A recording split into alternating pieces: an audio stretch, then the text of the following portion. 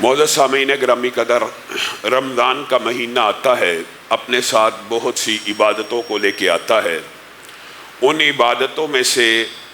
مشہور 4-5 عبادتیں جن کا رمضان کے ساتھ بڑا گہرا تعلق ہے اور جو رمضان کے اندر اس لیے کی جاتی ہیں کہ انسان اپنے آپ کو گناہوں سے پاک صاف کر کے جنت میں داخل ہو جائے، ان میں سے آج ایک عبادت کے حوالے سے آپ کے سامنے چند گزارشات کو رکھنا ہے۔ نبی کریم صلی اللہ علیہ وسلم جب رمضان کا مہینہ آتا تھا کمر کس لیا کرتے تھے، اور امہات المومنین بیان کرتی ہیں آپ رمضان کے آنے سے قبل رمضان کی ٹریننگ کے لیے مفہوم یہ ہے، اس قدر تیز رفتاری سے انفاق فی سبیل اللہ کے راستے میں خرچ کیا کرتے تھے، گویا تیز رفتار آندھی اور طوفان بھی اس تیز رفتار خرچ کا مقابلہ نہیں کر سکتا۔ مثل الذین ينفقون اموالهم فی سبیل اللہ کمثل حبہ، سب سے پہلی بات ہم نے یہ جو انفاق فی سبیل اللہ کرنا ہے رمضان کے مہینے کے اندر، جو مواسات کا مہینہ ہے، جو غم خاری و غم گساری کا مہینہ ہے، جو لوگوں کی مدد، دینی اداروں کی مدد، زکوٰۃ نکالنے کا مہینہ ہے۔ زکوٰۃ پورا سال بھی نکالی جا سکتی ہے، لیکن خاص طور پہ اس مہینے میں نکالنے کی غرض و غایت یہ ہے کہ اگر یہاں پہ نفل اعمال کئی مرتبہ فرائض سے بھی آگے نکل جاتے ہیں تو فرض اعمال کا اجر و ثواب کیا ہوگا، اس بات کو ابھی آپ ایک سائیڈ پہ رکھیں۔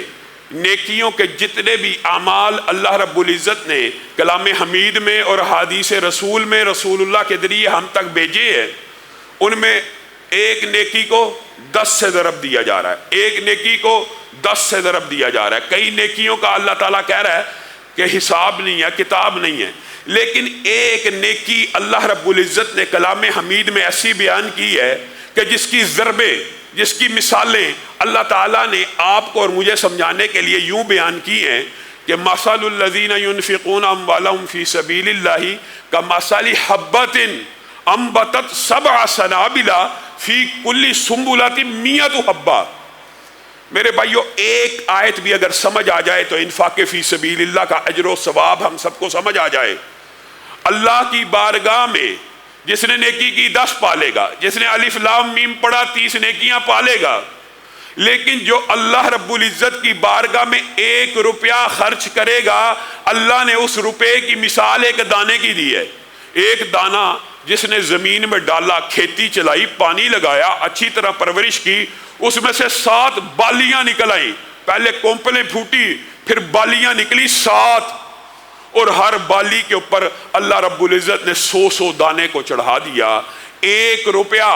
اللہ رب العزت کے ساتھ انویسٹ کرنے والا، اللہ رب العزت کی راہ میں خرچ کرنے والا، اللہ رب العزت کو قرض دینے والا،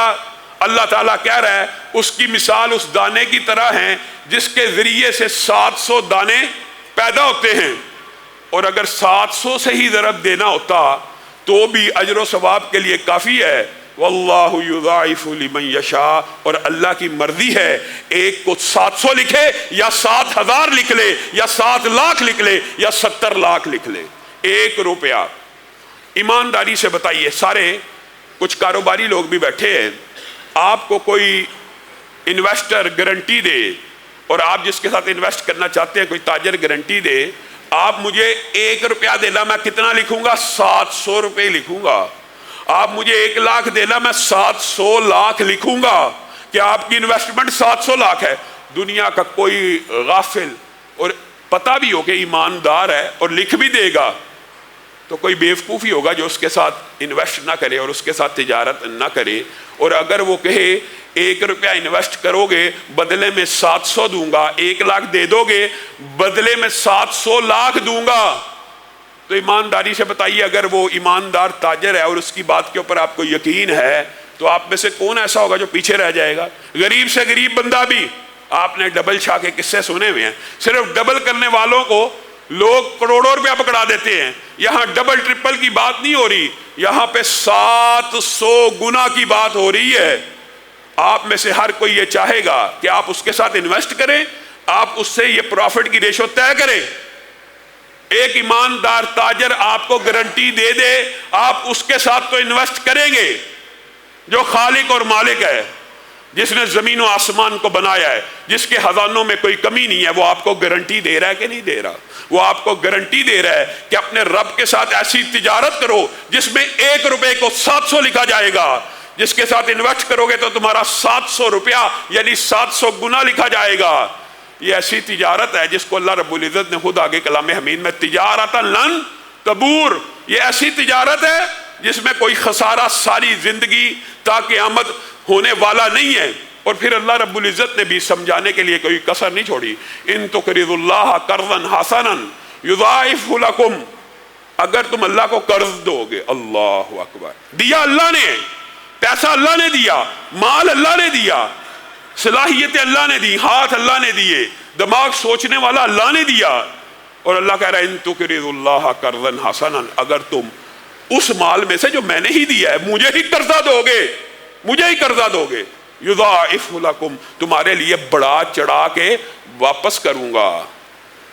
اور اگر صرف یضاعف ہوتا تو کافی ہے، پچھلی آیت میں بھی گزر گیا، ویغفر لکم کی بھی بات اللہ رب العزت نے کر دی۔